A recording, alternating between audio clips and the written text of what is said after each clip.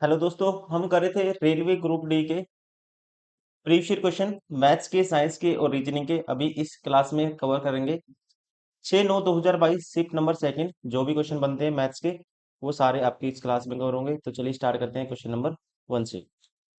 इससे पहले बहुत सारे सेट सोल्व कर चुके हैं। 70 प्लस सेट हमने सोल्व किए हैं साइंस में, ऐसे ही 70 प्लस रीजनिंग और 70 प्लस मैथ्स में भी हो गए हैं।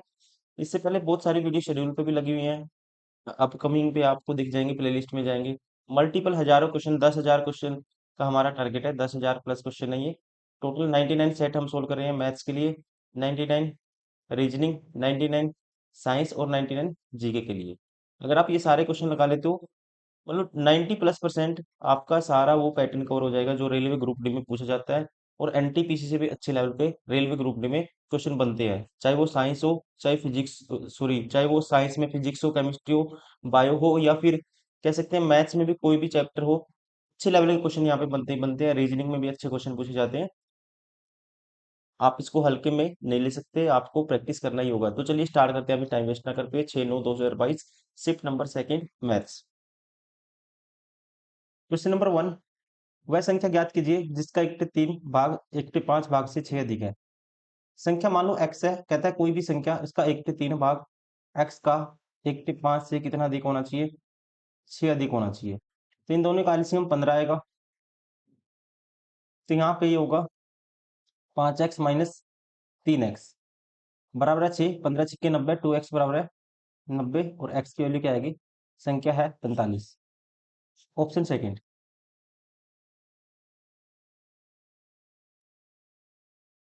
क्वेश्चन नंबर 2, ए और बी अकेले किसी कार्य को 30 दिन और 40 दिन में कर सकते हैं। यदि वे एक साथ मिलकर कार्य करते हैं तो उन्हें कार्य के लिए 2800 रुपये मिलता है। तो ए का हिस्सा ज्ञात कीजिए। देखिए, तो पैसों को बांटेंगे इफिशियंसी के रेशियो में। ए 30 दिन में करता है, बी करता है इसी काम को 40 दिन में। टोटल काम मान लेते हैं इन दोनों का एलसीएम 120। तो ये 4 करेगा एक दिन में और ये करेगा 3। इफिशियंसी का रेशियो है 4:3। मतलब 7 यूनिट की वैल्यू है 2800, तो 1 यूनिट की वैल्यू कितनी होगी इसका, 400 गुने 400 होगी। तो आपको बताना है ए का हिस्सा है 4 यूनिट। तो 4 यूनिट की वैल्यू आएगी गुना 400, 1600। Right answer of option third.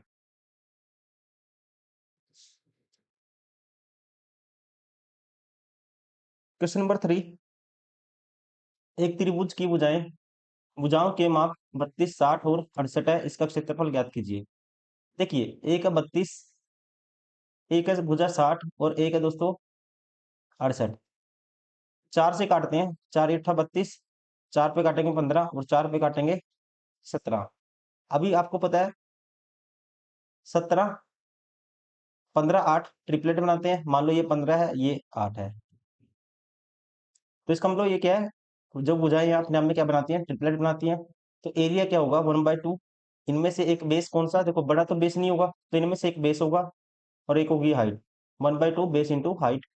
मान लो हाइट है 32, तो एरिया आएगा 16। काटेंगे 16 2 पे, 16×6 = 96, 960। Option first.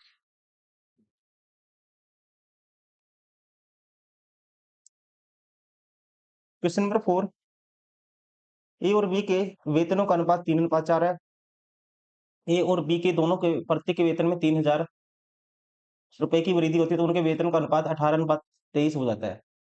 पहले था रेशियो 3:4, अब हो गया 18:23। कब, जब उनके प्रत्येक के वेतन में 3,000 रुपए ऐड कर दिए गए। तो ऐसे क्वेश्चन में क्या करना है, जब गैप सेम करना हो आपको, मतलब कि 3,000 यहाँ भी ऐड हुए, इसके में भी, और इसके जो वेतन है उसमें भी 3,000 रुपए ऐड हुए हैं। तो गैप यहाँ पे सेम करेंगे। इन दोनों का डिफरेंस लेना है, एक का आएगा। इस इक्वेशन को एक से मल्टीप्लाई करना है। इन दोनों का गैप आएगा 5 का, इस इक्वेशन को 5 से मल्टीप्लाई करेंगे तो ये होगा वेतन का अनुपात। पहले था 5×3 = 15 और 5×4 = 20। अब हो गया 18:23, एक से मल्टीप्लाई करेंगे सेम ही रहेगा। तो यहाँ पे कितना ऐड हुआ दोस्तों, दोनों में 3 3 ऐड हुआ है। और क्वेश्चन में कितना ऐड करने की बात हुई है, 3,000। इसका मतलब यहाँ पे दोनों के वेतन में 3 यूनिट ऐड हुआ है और यहाँ पे 3,000 ऐड हुआ है। तो इसका मतलब 3 यूनिट किसको रिप्रेजेंट करता है, 3,000 को। तो 1 यूनिट रिप्रेजेंट करेगा 1,000 को। तो आपको बताना है ए का वेतन, वेतन कितना था, ये था 15 यूनिट, तो 15 यूनिट की वैल्यू क्या आएगी? 15,000 आएगी। लेकिन आपको बताना कौन सा वृद्धि होने के बाद, तो इसमें 3,000 और ऐड होगा, तो ये हो जाएगा 18,000। ऑप्शन 4।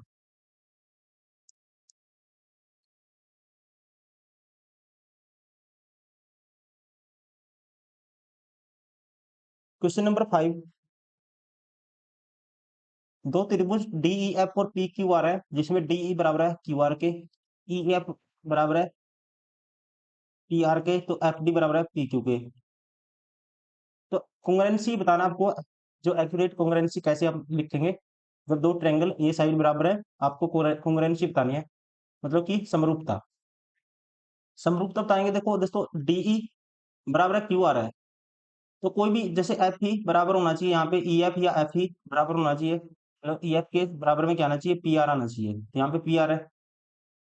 डीई पी क्यू है, डी पी क्यू नहीं है, कि यहाँ पे क्यू आर है, तो ये गलत हो गया। ऑप्शन सेकंड गलत हो गया। वैसे ई डी आर पी लिखा हुआ है, ई डी आर पी, ये भी गलत है दोस्तों। ई डी भी आएगा तो क्यू आर या आर क्यू आना चाहिए, ये भी गलत है। पी क्यू, पी क्यू को देखो, पी क्यू ये रहा, एफ डी आना चाहिए था, या ई एफ है, ये भी ऑप्शन बार हो गया। राइट आंसर होगा ऑप्शन फर्स्ट।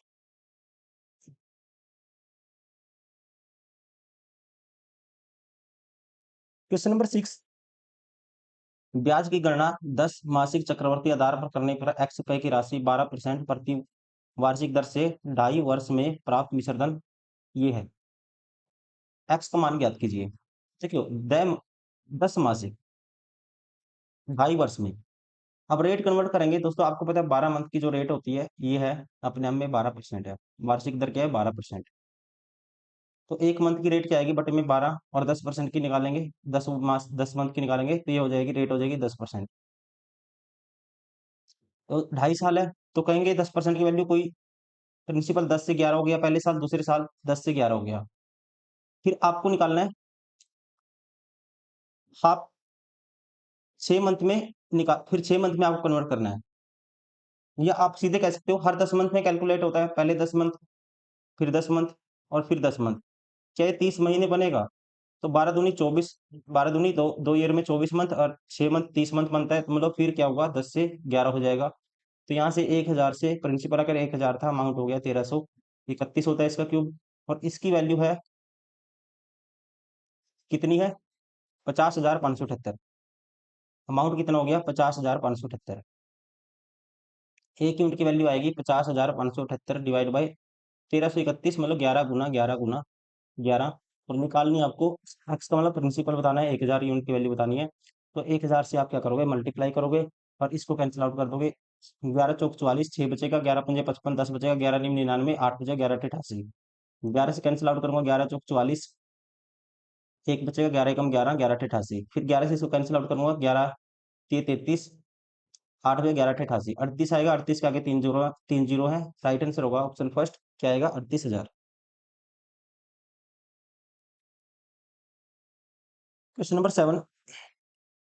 एक बस यात्रा के दौरान 10 मिनट के एक स्टॉप तथा 5 मिनट के अन्य स्टॉप के साथ तीन से ही 4 घंटे में 160 किलोमीटर की दूरी तय करती है बस, तो बस की औसत चाल ज्ञात कीजिए। तो औसत चाल होगी दोस्तों total distance by total time.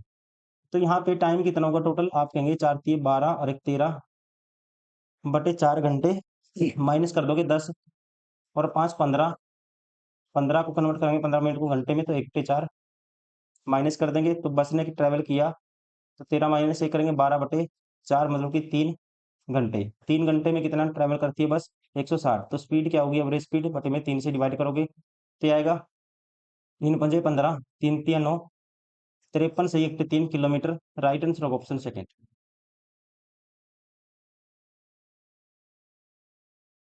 Question number 8।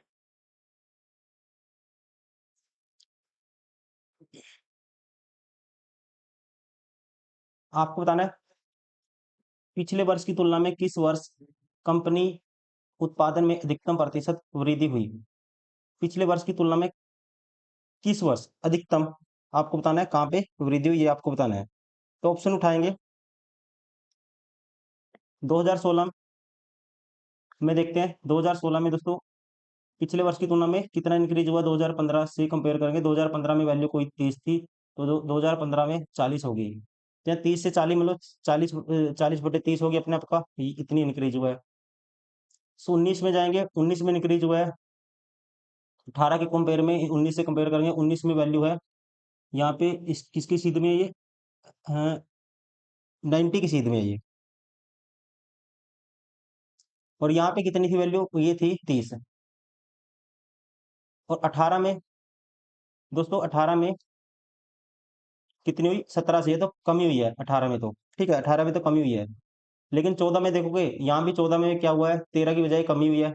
वृद्धि आपको बताना है, तो वृद्धि सबसे ज्यादा डायरेक्टली ये अपने आपका 3 टाइम्स बनता है, तो सीधा यहाँ पे 300% की वृद्धि हुई है, तो सबसे ज्यादा कौन सा है, 2019। राइट आंसर होगा, डायरेक्टली कह सकते हैं option second.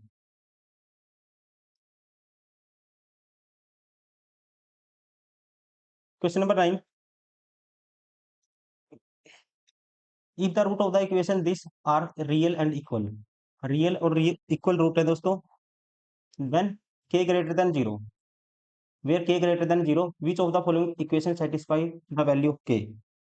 For real and equal root के लिए आपको पता होना चाहिए डिस्क्रिमिनेंट डी, जिसकी वैल्यू होती है b² - 4ac, रखते हैं 0 के बराबर। तो b² b की वैल्यू क्या है, k का स्क्वायर -4, a की वैल्यू क्या है 2 है, और c की वैल्यू है 3, ये 0 के बराबर होना चाहिए। तो 4 दूनी 8 या 24, तो k स्क्वायर आएगा 24 के बराबर। तो k की वैल्यू क्या आएगी, आप इसका रूट करेंगे, इसको लिखेंगे 4 × 6 मतलब +-2√6, तो ये होगी k की वैल्यू। आपको बताना क्या है, k ग्रेटर देन 0, k लेना है 0 से बड़ा आपको, तो k की वैल्यू क्या लेंगे हम, k बराबर लेंगे +2√6, k बराबर +2√6। तो कौन सी इक्वेशन सेटिस्फाई करेगी यहाँ से, k की वैल्यू पुट करेंगे इसमें, देखो डायरेक्टली दिख जाएगा आपको, k का स्क्वायर करोगे दोस्तों, इसका स्क्वायर करोगे 4×6 = 24 आएगा। इसमें पुट करते हैं √6 की मल्टीप्लाई करनी है, √6 6 बना देगा, 2 गुना करेंगे 6 की 12 होगा माइनस के, और -12 सेटिस्फाई हो गया। तो कौन सी इक्वेशन है जिसको के सेटिस्फाई करता है, राइट आंसर होगा ऑप्शन 4।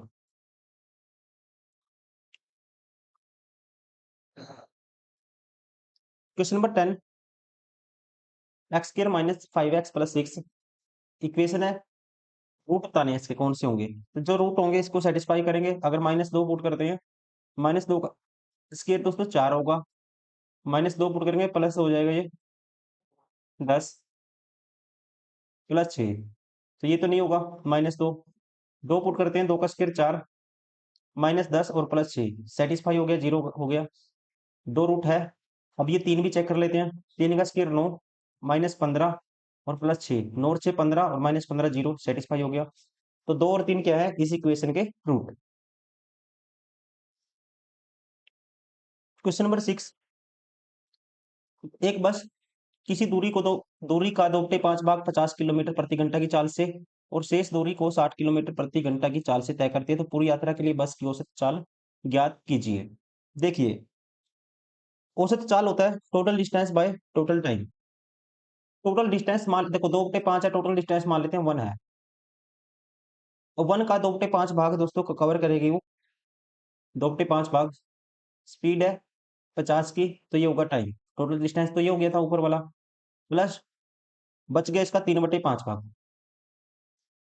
ये करेगी 60 की स्पीड से, तो total distance by total time, तो ये होगा एवरेज स्पीड। अब इसको सोल्व करना है, जब इसको सोल्व करेंगे ये होगा, देखिए जब इसको सोल्व करेंगे ये आएगा, ऊपर ये 50 है नीचे, तो ये होगा 2/5 पंजो 25, 250, और ये नीचे आएगा 3/5 300। 250 और 300 का जो एलसीएम आएगा, ये आएगा 1500।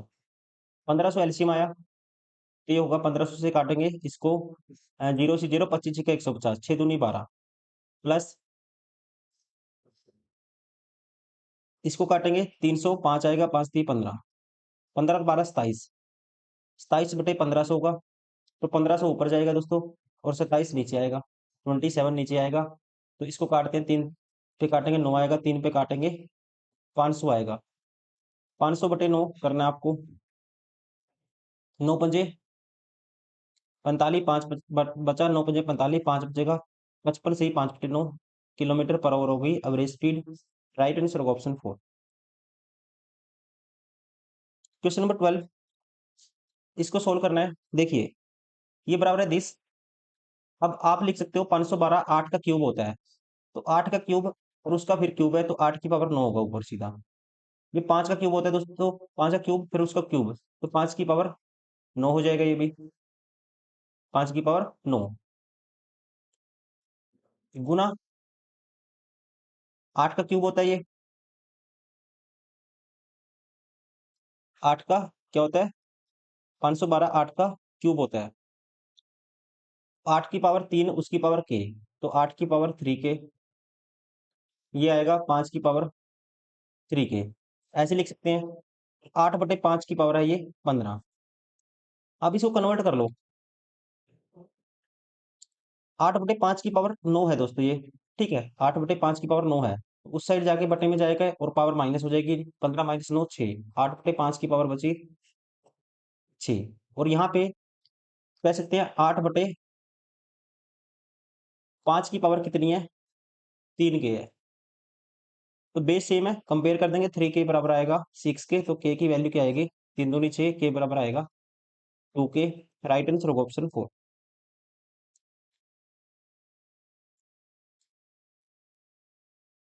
क्वेश्चन नंबर 13, एक बेलन की आधार की त्रिज्या और ऊंचाई का अनुपात ये है, इसका आयतन ये है, तो बेलन की त्रिज्या ज्ञात कीजिए।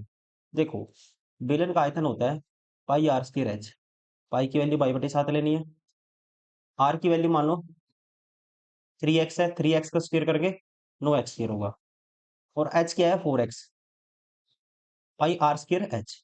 और ये बराबर है 300, ये 38 फिर 808, 38,808। सबसे पहले इसको कैंसिल आउट करते हैं। सीधा मैं काट देता हूँ 22 पे। 22 एकम 22 बचेगा हमारे पास कितना? 22 माइनस करेंगे 16 बचेगा।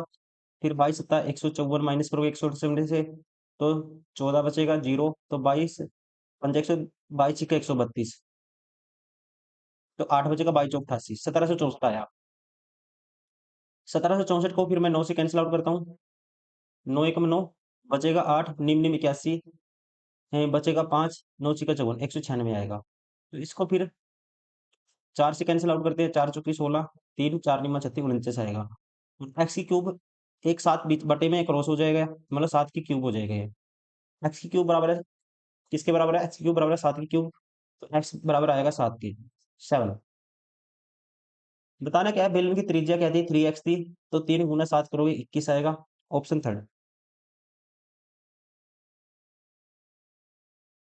क्वेश्चन नंबर 14, यदि एक आयत की लंबाई 4 मीटर की वृद्धि की जाती है और चौड़ाई 2 मीटर कमी की जाती है, तो उसके क्षेत्रफल में 2 मीटर की वृद्धि हो जाती है, 2 मीटर स्क्वायर की वृद्धि हो जाती है।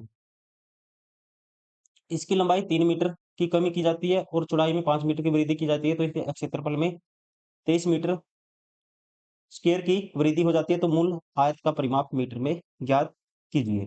देखो जब आयत की लंबाई कर दी l+4 और ब्रेथ कर दी b से b-2, 2 की कमी कर दी, तो क्षेत्रफल कितना इंक्रीज हो गया? पहले a था मान लो, 2 की वृद्धि होगी, a+2 हो गया। अब हुआ क्या? जब इसमें क्या किया? लेंथ में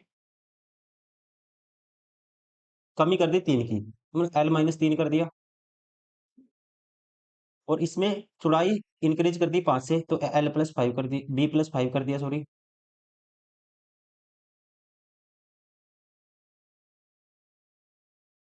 तो फिर क्या हुआ? क्षेत्रफल हो गया 23 का इंक्रीज हो गया, a+23 हो गया। तो आपको इसका परिमाप बताना है, मूल आयत का परिमाप। तो यहाँ से l की वैल्यू निकालनी पड़ेगी, b की वैल्यू निकालनी पड़ेगी, तो निकालते हैं, तो सोल्व करना पड़ेगा। तो l की मल्टीप्लाई करते हैं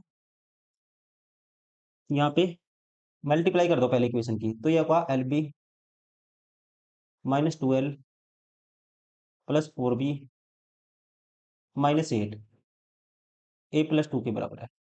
तो यहाँ से आया हमारे पास ये वाली टर्म आई है, यहाँ से आएगा, इससे इस इक्वेशन से आएगा, मल्टीप्लाई करो, यहाँ से भी आएगा L B plus 5L minus 3B और माइनस 15 A प्लस 23 आएगा। अब कोई एक में से दूसरी घटा दो, मान लो दूसरी में से पहले घटा देता हूँ, एल बी कैंसिल आउट हो जाएगा, तो ये होगा 7L,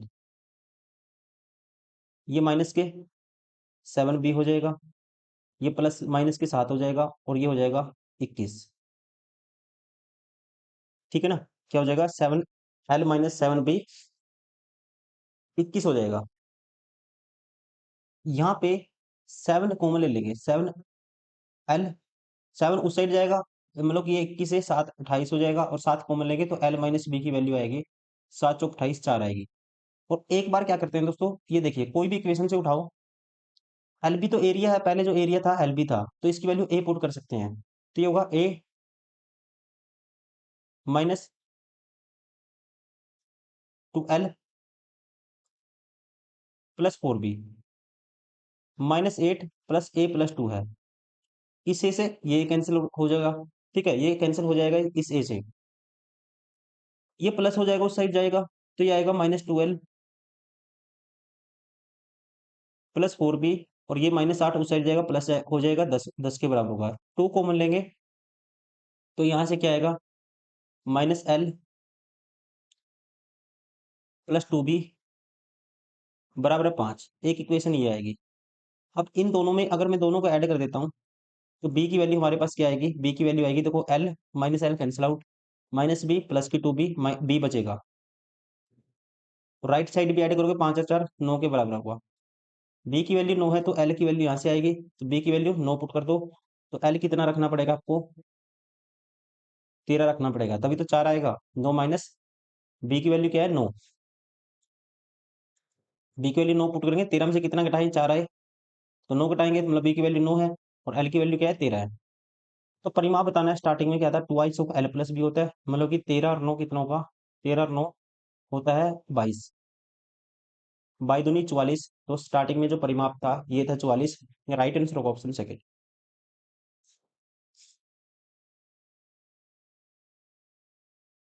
क्वेश्चन नंबर 15, एक निश्चित आंकड़ा बहुलक दिश और माध्य दिश, तो आंकड़ों की माध्य का बताओ। तो माध्य का आपको याद होना है, रिलेशन होना चाहिए आपको, मोड होता है 3 times median minus 2 times mean. बताना कि आपको मीडियन बतानी है, तो मीडियन की वैल्यू क्या आएगी, तो मोड प्लस 2 टाइम्स मीन और डिवाइड बाई कर देंगे 3, तो ये होगा किसके बराबर होगा, मीडियन के बराबर होगा। अब मोड क्या है 24.6 प्लस इसका डबल 24.6 में ऐड करोगे इसका डबल मीन का, माध्य का डबल है 40.2, तो ये होगा 8 4 6 64.8 हो गया, और 3 से डिवाइड कर दो, ये होगी मीडियन, तो काटो इसको, 3 एक दूनी 6, 3 एकम 3, 3 छके 18 बटे में 10 है 21.6 मीडियन आएगी, राइट आंसर होगा ऑप्शन थर्ड। क्वेश्चन नंबर 16, वह छोटी से छोटी संख्या ज्ञात कीजिए जो 24 88 और 136 से पूर्ण विभाज्य हो जाए। अब इन सभी से भाग होने का मतलब, मान लो कोई भी एक नंबर उठाता हूँ, 11 गुना 8 लिख सकते हैं, संख्या 8 से भाग होगी 11 से भी होगी, तभी 88 से हो पाएगी। छोटी से बतानी है आपको, सबसे छोटा ऑप्शन उठाएंगे ये वाला, 11 तीय 33 5 बचेगा, 11 तीय 33 5 बचेगा दोस्तों, फिर 5 उतारेंगे, ये 59 हो जाएगा, 11 पंजे 55 11 चौक, ये मतलब किससे भाग होता है 11 से होता है। अगर इसको हम भाग करके देखते हैं 8 से, 8 से भाग होने के लिए 3 डिजिट लास्ट के भाग होने चाहिए, 8 एकम 8, 9 उतारेंगे 8 एकम 8, ये भाग 8 से नहीं होगा, ये ऑप्शन बार हो गया। अब 24 से भाग होने का मतलब 3 से ही भाग होना चाहिए, ऑप्शन 6 4 10 और 6 16, ये 3 से ही भाग नहीं होता, तो 24 से कैसे होगा, ये 3 से होता है, लेकिन किससे 11 से, देखो पहले 11 चौक 44 10 बचेगा, 11 99 5 बचेगा, 11 से होता है ये भाग, 3 से भी होता है ये, 5 और 4 9, 5 और 4 9, 8 से देखो, अब दोस्तों 8 से तो भाग हो, 445 है लास्ट में, 8 से भाग नहीं होगा, तो बचा कौन सा? एक ही ऑप्शन है जो सभी से भाग होता है, राइट आंसर होगा ऑप्शन, मतलब इनके फैक्टर से भाग होगा तभी तो कंप्लीट नंबर से भाग होगा। तो आपको फैक्टर से डिवाइड करके पहले चेक करना है। Option first. क्वेश्चन नंबर 17, एक शैक्षणिक संस्थान द्वारा एक सम्मेलन का आयोजन किया जा रहा है जहां प्रतिभागी विभिन्न विषयों में शिक्षक होंगे, भौतिक विज्ञान, रसायन विज्ञान और गणित, मतलब कि फिजिक्स, फिजिक्स में संख्या है 112, फिजिक्स में संख्या है 112। ठीक है जी। उसके बाद फिजिक्स के बाद केमिस्ट्री, 144 प्रतिभागी है, और मैथ्स में है कितने? 192। ठीक है। प्रत्येक कमरे में समान संख्या में प्रतिभागियों को बिठाया जाना है और कमरे में बैठे सभी प्रतिभागियों को एक ही विषय का शिक्षक होना चाहिए। मतलब कि मान लो एक कमरा है, उसमें सिर्फ केमिस्ट्री के बैठेंगे और समान संख्या रहेगी। वैसे एक में सिर्फ मैथ के बैठेंगे और एक में सिर्फ बैठेंगे फिजिक्स के, ऐसे है। तो न्यूनतम कमरे कितने चाहिए आपको कि उनको बैठाया जा सके समान संख्या में, ये आपको बताना है, मतलब कि सब्जेक्ट वाइज। सबसे पहले क्या करोगे दोस्तों, इनको तोड़ोगे आप। इनमें से एक फैक्टर देखो 16 से भाग होता है, इसको लिख सकते हैं 16 गुना 16 सत्ता 112, 7 लिख सकते हैं, और इसको 16 गुना 9 लिख सकते हैं, और इसको लिख सकते हैं 16 गुना 16 एकम 16, 16 दूनी 32, 12, 16 गुना लिख सकते हैं 12। तो मान लो एक कमरा है, इसमें फिजिक्स के छात्र बनाने हैं। अब फिजिक्स के आप देखिए 16 गुना 7 है, 16 गुना क्या है दोस्तों? 7 है। तो आप क्या करेंगे, 16 देखो, मतलब कि 7 कमरे होंगे 16 16 के, ये कह सकते हैं समान संख्या में बैठाना आपको। 16 16 कितने कमरे होंगे? 7 होंगे। या सीधा आप क्या करोगे, जैसे कि इनमें कॉमन क्या होगा, 16 तो सब में कॉमन है, समान संख्या आएगी 16 16 16।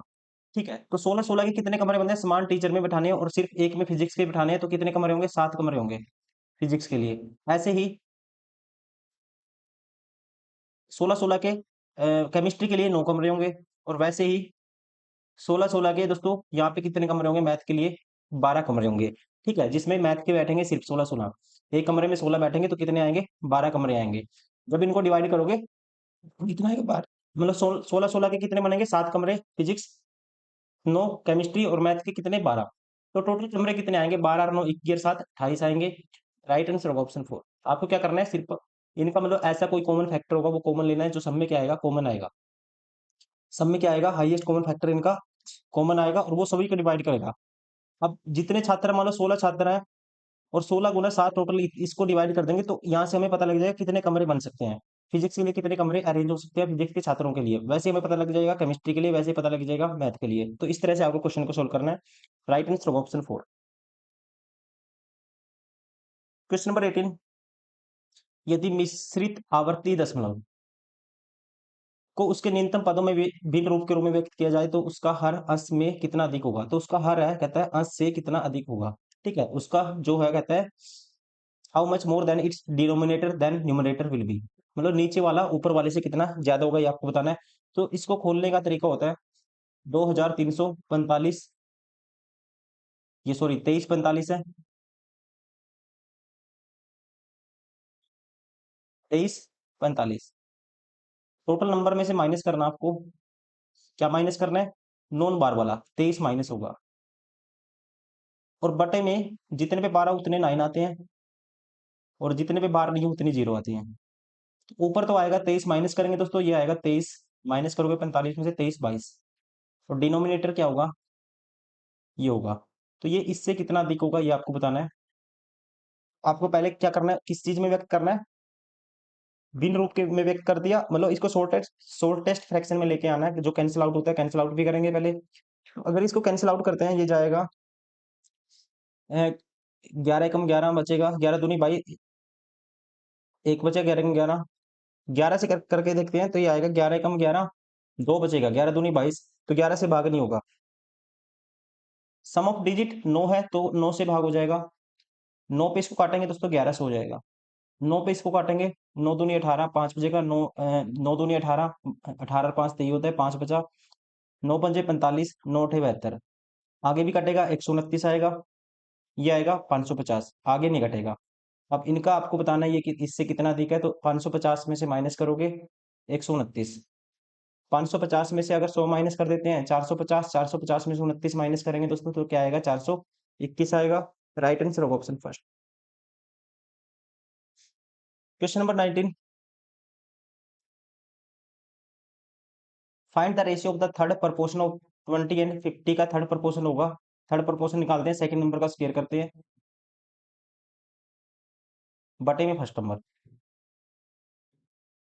और मीन प्रोपोर्शन, इसका मीन प्रोपोर्शन का रेशियो मतलब कि 16 निम्न 144, उसका रूट करेंगे 12 आएगा डायरेक्टली।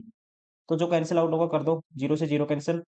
तो यहाँ पे ये आएगा 24 नीचे, और ये आएगा पंजो पंजो 25, 250। आगे भी कैंसिल आउट होगा, 125 ये होगा 12, तो रेशियो आएगा 125 रेशियो 12। राइट आंसर होगा option 4। Question number 20, 1 plus ten 20 सीकेंड 20 plus ऐसे ही 1 प्लस कोट 20 माइनस कोसिकेंड 20 का मान ज्ञात कीजिए। वैल्यू पुटिंग से तो नहीं होगा, तो इसको चेंज ही करना पड़ेगा आपको। तो इसको लिख सकते हैं, मान लो ये है 1 प्लस टेन, को लिख सकते हैं साइन बाई कोस। ठीक है, साइन 20 बाई कोस 20 लिख दिया मैंने, प्लस इसको लिख दिया 1 बाई कोस 20। ठीक है, 20 तो है ही, आपको याद रखना है। प्लस ऐसे ही 1 प्लस कोस बाय साइन, और माइनस के 1 बाय साइन। एलसीएम लेंगे दोस्तों, इसका एलसीएम क्या आएगा, कोस आएगा, इसका एलसीएम आएगा कोस। ये होगा कोस आएगा, और यहाँ पे ऊपर जब इनका एलसीएम कोस लिया तो ये कोस आएगा, प्लस साइन आएगा, प्लस 1 आएगा। इनका एलसीएम आएगा साइन, और ये आएगा साइन प्लस कोस माइनस 1। अब ए प्लस बी ए माइनस बी, तो ये बनेगा साइन प्लस कोस का होल स्क्वायर माइनस 1 स्क्वायर, 1 का स्क्वायर, और नीचे है साइन इंटू कोस। ठीक है, ये बनेगा। तो ए स्क्वायर माइनस बी स्क्वायर होता है ए माइनस बी इंटू में ए प्लस बी। अब इसको खोलना है, देखो साइन प्लस कोस का होल स्क्वायर करेंगे दोस्तों, तो ये हुआ sine square plus cos square plus 2 sine और कोस माइनस 1 है। अब ये 1 आएगा, ये भी कैंसिल आउट हो जाएगा, और नीचे कोस और साइन है, ये इससे कैंसिल आउट हो जाएगा। आंसर क्या आएगा, 2 आएगा। राइट आंसर होगा option second, sorry option 4, 2। Question number 21, नीचे दिए गए वर्षों में फर्म की, कहता है in which year did the farm जो फार्म है suffer the highest percentage loss among the following years. और दिए क्या है, the study the graph answer the given question based on it, the given graph shows total purchasing cost and total selling cost of the firm during 6 years. ठीक है, total दिए हुई है purchasing cost and total selling cost. तो आपको बताना है सर्वाधिक लॉस कब हुआ, मतलब कि ज्यादा लॉस कब हुआ, कौन से ईयर में हुआ, ये आपको बताना है कौन से ईयर में। अकॉर्डिंग टू ऑप्शन चेक करेंगे। पहला 2003 में, ये दोस्तों क्या है, परचेजिंग पावर या किसने परचेजिंग कॉस्ट, और ये सेलिंग कॉस्ट है। तो यहाँ पे सर्वाधिक लॉस देखना है कहाँ पे, देखो अब परचेजिंग कितना है 45 है, और सेलिंग है कितना 53, 2001 में। 2001 तो ऑप्शन में नहीं, आप ऑप्शन देखो 2003 देखो सीधा। 2003 में परचेजिंग मतलब कि सेलिंग है 55, और यहाँ पे है, यहाँ तो लॉस हुआ है कितने का, 10 का लॉस हुआ है 65 के पीछे, और यहाँ पे लॉस हुआ है कितना, 6 में देखेंगे 6 में लॉस हुआ है, दूसरा ऑप्शन 6 है, तो 6 में लॉस हुआ है, यहाँ पे है 5 का लॉस हुआ है 83 के पीछे, और यहाँ पे 4 में देखो, 6 में देख लिए, 4 में देखेंगे 4 में है लॉस हुआ है कितने का, 45, 11 का लॉस हुआ है 56 के पीछे, और यहाँ पे लॉस देखोगे आप 5 में लॉस हुआ है 9 का 76 के पीछे। अब आपको बताना हाईएस्ट जो है ना, हाईएस्ट लॉस कहाँ पे हुआ है, मतलब कौन सी वैल्यू मैक्सिमम देगा, ये आपको बताना है। कंपेयर करते हैं, अब जब 11/56 को कंपेयर करोगे इससे, तो ये 560 आएगा, जो ऊपर की तरफ बड़ा होगा वो बड़ा होगा, और जो नीचे की तरफ दोस्तों जो ऊपर की तरफ छोटा होगा वो छोटा होगा। अब यहाँ 560 आएगा, क्रॉस मल्टीप्लाई करके देखना है। यहाँ पे आएगा 650 इंटू 11 करोगे, इससे बड़ा ही आएगा, मतलब ये बड़ा नहीं होगा। इसको कंपेयर करते हैं इससे, तो 83 गुना 11 बड़ा होगा, ये 56 गुना 5, तो ये भी ऑप्शन बड़ा नहीं होगा, ये भी छोटा है।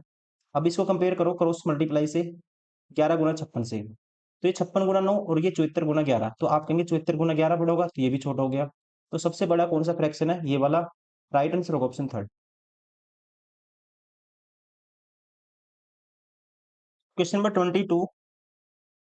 एक दुकानदार एक पंखा सूची मूल्य, इसके क्रय मूल्य से 22% अधिक अंकित करता है, और इसके अंकित मूल्य पर 15% की छूट प्रदान करता है, और वह 111 रुपये लाभ अर्जित करता है। तो पंखे का सूची मूल्य रुपए में ज्ञात कीजिए।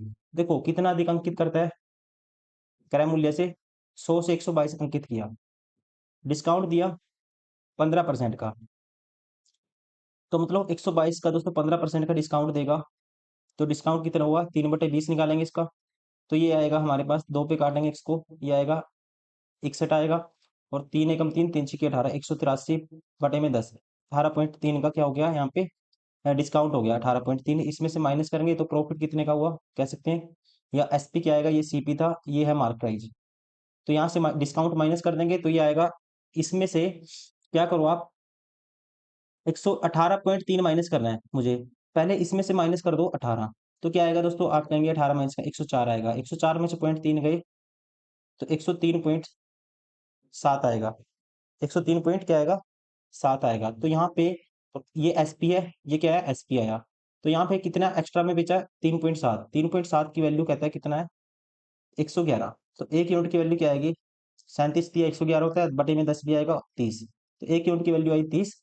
बताना क्या है आपको, सूची मूल्य मतलब कि मार्क प्राइस, 122 यूनिट की वैल्यू बतानी है, तो 30 को 122 से गुना कर दो, तो ये आएगा 0, 3 दूनी 6, 3 दूनी 6, 3 एकम 3, 36 60। राइट आंसर होगा ऑप्शन 4। Question number 23। डी और ई एक त्रिभुज एबीसी की भुजाओं ए बी और ए सी के मध्य बिंदु है। ए बी सी त्रिभुज है, और डी और ई किसकी है, ए बी और ए सी, इनके मिड पॉइंट है। बी सी की वैल्यू 6 है, डीई पैरेलल है बीसी के, डीई की लंबाई ज्ञात कीजिए, और बीसी की वैल्यू क्या है दोस्तों 6, तो डीई की वैल्यू आपको बतानी है। अब जब ये मिड मिड पॉइंट होगा, जो डीई है पैरेलल है बीसी के, तो इसका मतलब जो ट्रायंगल होगी ना ए डीई सिमिलर होगी ए बी सी के, तो यहाँ पे कह सकते हैं जो इनका साइड का रेशियो क्या होगा, साइड का रेशियो होगा, मतलब डीई की वैल्यू मान लो 1 यूनिट है, इसकी डी की वैल्यू 1 यूनिट है, और इसकी टोटल क्या है, ये मिड पॉइंट है, तो साइड का रेशियो क्या है, 1:2 है। तो यहाँ पे दोस्तों डीई बाय बीसी का रेशियो भी होगा, तो डीई की वैल्यू बतानी है आपको, बीसी की वैल्यू 6 है, तो 2 से काटेंगे 3, तो यहाँ से डी की वैल्यू क्या आएगी, डी की वैल्यू आएगी, क्रॉस मल्टीप्लाई कर देंगे 3 आएगी। राइट आंसर होगा ऑप्शन सेकंड।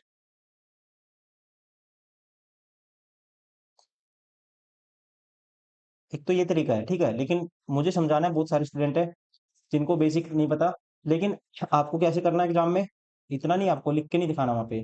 तो आपको पता है जब पैरेलल है तो ये वाली साइड क्या होती है, जब ये मिड पॉइंट, तो ये इसकी हाफ होती है, डायरेक्टली आपको अगर दिखेगा स्क्रीन पे जब आप ऑनलाइन क्वेश्चन सोल्व करोगे, ये 6 है तो आपको सीधा आंसर कर देना है 3। Question number 24। ए किसी कार्य को 12 दिन में पूरा कर सकता है, बी उसी कार्य को 20 दिन में पूरा कर सकता है। यदि वे बी से शुरू करके बारी बारी एक दिन छोड़कर कार्य करते हैं, तो कार्य कितने दिन में पूर्ण हो जाएगा, अल्टरनेट डेज पे काम करवाना है, तो ए बी से शुरू करना है। ए 12 दिन में करता है किसी काम को, और बी करता है जी 20 दिन में, दोनों का एलसीएम आएगा 60, तो ये एक दिन में करेगा 5, ये करेगा 20, ये 60, 3। बी से शुरू किया, बी ने 3 कर दिया, फिर ए आया 5 कर गया, तो 8 काम हो गया 2 दिन में, करवाना है 60, तो इसके आसपास मल्टीपल देखो, 7 से मल्टीप्लाई करेंगे 14 दिन हो गए, तो काम हो गया 56। तो फिर कौन आएगा, फिर आएगा, सर्कल कंप्लीट हो गया, ए आएगा फिर, नहीं, कंप्लीट हो गया, बी आएगा, तो बी दोस्तों क्या कर देगा, बी कर देगा एक दिन में फिर 3 काम कर देगा, काम हो गया 59, 15 दिन में 59। अब आएगा ए, ए एक दिन में कितना करता है? 5 करता है। करवाना आपको एक ही काम है, तो 1 बटे 5 दिन में करेगा वो एक काम, मतलब 1 बटे 5 एक काम ऐड कर दो और 1 बटे 5 दिन ऐड कर दो। तो 1 बटे 5 दिन ऐड करेंगे तो ये आएगा 15 सही। 1 बटे 5 दिन। राइट आंसर होगा ऑप्शन फर्स्ट। Question number 25। एक पिता ने अपने पुत्र से कहा, तुम्हारे जन्म के समय मेरी आयु उतनी ही थी जितनी तुम्हारी वर्तमान आयु है। मान लेते हैं दोस्तों उसकी आयु, यदि पिता की वर्तमान आयु 40 वर्ष है तो 5 वर्ष पूर्व पुत्र की आयु कितनी है ये आपको बताना है। 5 वर्ष पूर्व पुत्र की आयु कितनी थी ये हमें बताना है। तो देखिए, या तो ऑप्शन से करो, आप ऑप्शन से सेटिस्फाई करा दो, या मान लेते हैं प्रेजेंट एज मान लेते हैं किसकी, सन की, एक्स है। यहाँ से जब उसका जन्म हुआ था दोस्तों, पिता की 40 है, तो मतलब एक्स साल पहले ही जन्म हुआ होगा फिर इसका। तो यहाँ पे कह सकते हैं पिता की आयु उस टाइम क्या थी, 40 माइनस एक्स थी, और ये प्रेजेंट आयु के बराबर है। तो 40 माइनस एक्स बराबर है एक्स की, तो यहाँ से 2x बराबर आएगा 40 के, और एक्स की वैल्यू क्या आएगी, 20 के बराबर आएगी। तो 5 वर्ष पूर्व एक्स क्या है, प्रेजेंट एज चिल्ड्रन की 5 वर्ष पूर्व पुत्र की आयु कितनी थी, 5 साल पहले कितनी होगी, 5 माइनस कर देंगे 15 होगी। राइट आंसर होगा ऑप्शन 4।